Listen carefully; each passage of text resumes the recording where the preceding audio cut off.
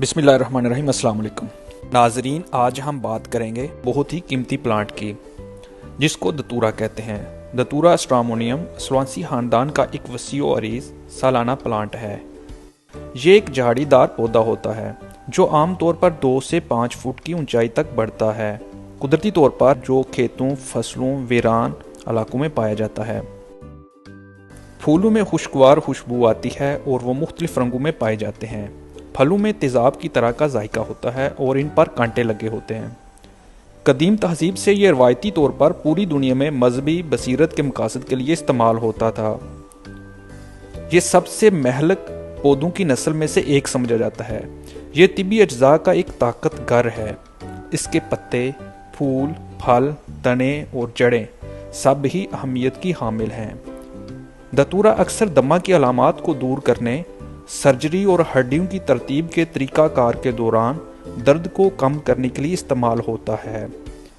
ये भरपूर नशावर प्लांट और बड़े पैमाने पर सेहत के फ़वाइद फराहम करता है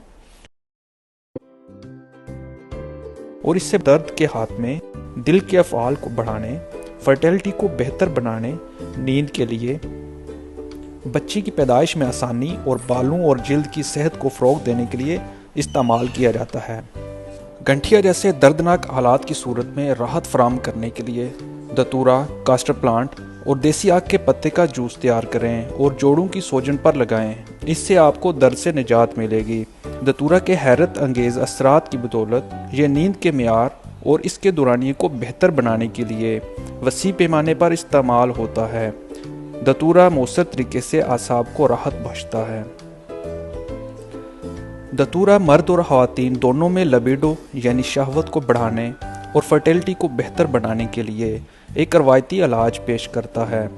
इसमें स्ट्रॉन्ग अफ्रोडेसिया खसूसियात होती हैं जो न सिर्फ जहनी तनाव और इज़्तिराब को कम करने में मददगार साबित होती हैं बल्कि लिबिडो और तौलीदी हार्मोन्स को भी मुतहर्रिक करती हैं। ये मर्दों में हरारत और इस्तेहकाम को बढ़ाने में कुलीदी किरदार अदा करता है।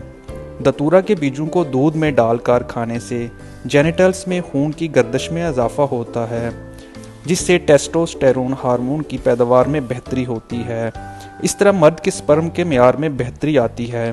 ख़वातीन के मामले में ये न सिर्फ प्रोजेस्टेरोन की तैयारी में तवाज़ुन लाता है और फर्टिलिटी को बेहतर बनाता है बल्कि डिलीवरी की तकलीफ के बाद बच्चादानी के पट्ठों को भी पुरसकून करता है।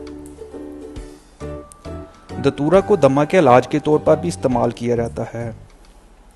मज़ीद बरां ये हर किस्म की सांस की परेशानियों के इलाज जैसे फ्लू, काली खांसी, दमा, ब्रोंकाइटिस, सीने और नाक की बीमारियों से निजात पाने में और सांस लेने में मदद करता है। एहतियात: ये एक जहरीला पौधा है, इसलिए ताकीद की जाती है कि मुनासिब तशख़ीस और डॉक्टर की मशावरत के बाद ही इस पौधे के किसी हिस्से को इस्तेमाल करें। नाजरीन, ये थी आज की वीडियो दतूरा के बारे में।